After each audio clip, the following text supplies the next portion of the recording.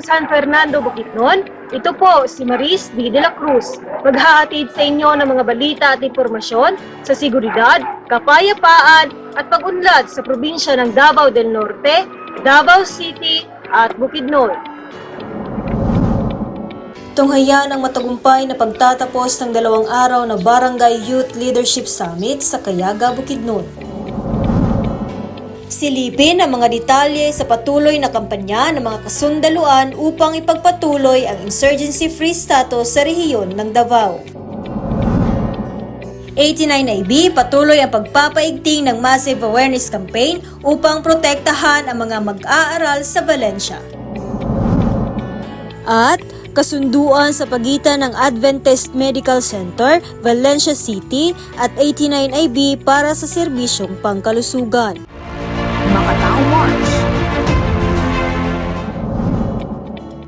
Sa layunin ng 89IB na matugunan ang social issue sa hanay ng mga kabataan, ay nagdaos ng 2 days Barangay Youth Leadership Summit sa Barangay Kayaga, San Fernando, Bukidnon noong ika-27 at 28 ng Abril. Pinangunahan ito ng 89IB sa ilalim ng pamumuno ni Lieutenant Colonel Ruel M. Tabas, Commanding Officer, at SK Kayaga na pinamunuan ni Honorable Shenny Lidiumon, katuwang ang walang humpay na suporta ng LGU San Fernando, Bukidnon. Sa nasabing aktibidad ay sinanay ang kakayahan at binigyan kapangyarihan at kapasidad ang mga kabataan sa kanilang barangay. Sumailalim sila sa mga lektura at aktibidad upang hasain ang kanilang leadership skills at paunlarin ang kanilang mental, moral, spiritual at pisikal na aspeto.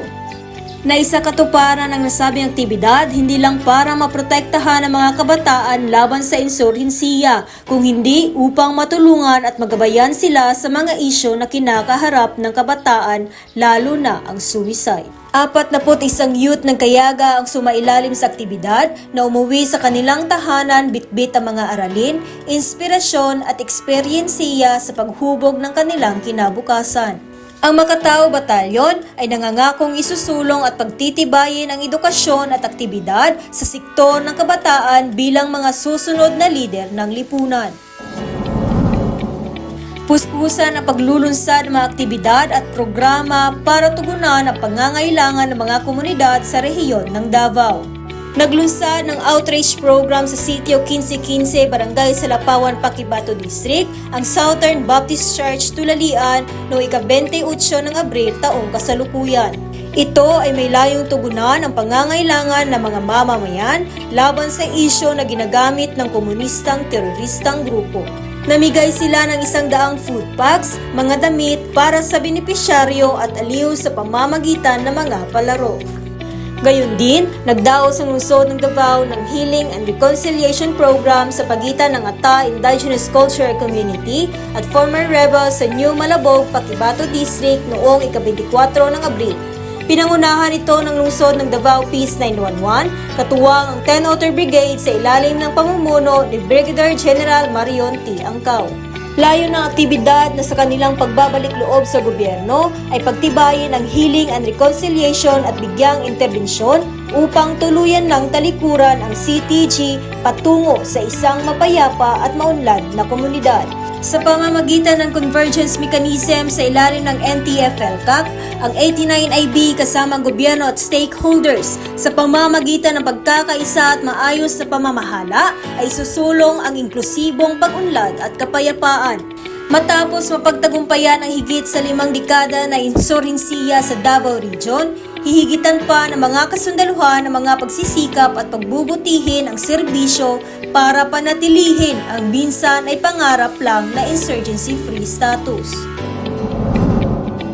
Patuloy ang pagsisikap ng 89IB na pangalagaan ng mga kabataan laban sa maling ideolohiya ng komunismo at terorismo sa pamamagitan ng Massive Awareness Campaign noong ika-22 ng Abril taong kasalukuyan na ginanap sa Robinsons, Valencia City, Bukidnon. Ipinagpapatuloy ng unit ang kampanya mula sa mga pagtatangka ng komunistang teroristang grupo na magasik ng maling ideolohiya sa 380 mag-aaral ng IBA College of Mindanao Incorporation.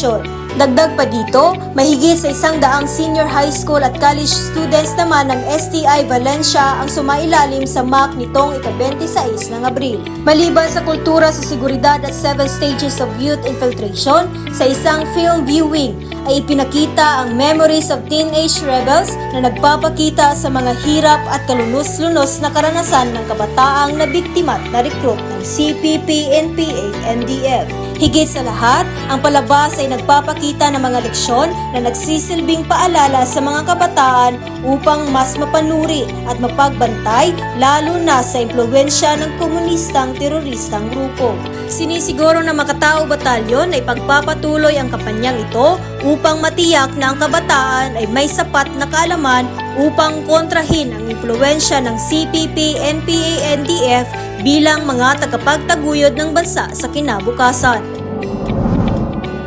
Ang 89th Infantry Makatao Batalyon sa ilalim ng pamumuno ni Lieutenant Colonel Ruel M. Tabas, Commanding Officer, ay nakipag-ugnayan sa Adventist Medical Center, Valencia City Incorporation na pinamumunuan ni Dr. Janely C. Sumatra, Presidente, sa Ceremonial Memorandum of Understanding signing noong ika-22 ng Abril taong kasalukuyan sa A. Aguilar Street, Poblacion, Valencia City, Bukidnon.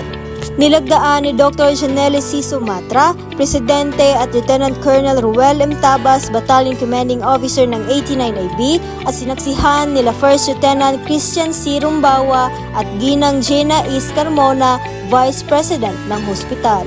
Ang ugnayan ay isang patunay ng dedikasyon at commitment ng dalawang organisasyon upang makapagbigay serbisyo sa mga nangangailangan, lalo na sa serbisyong pangkalusugan para sa mga kasundaluhan na frontliners na kakambal ang panganib sa pang-araw-araw.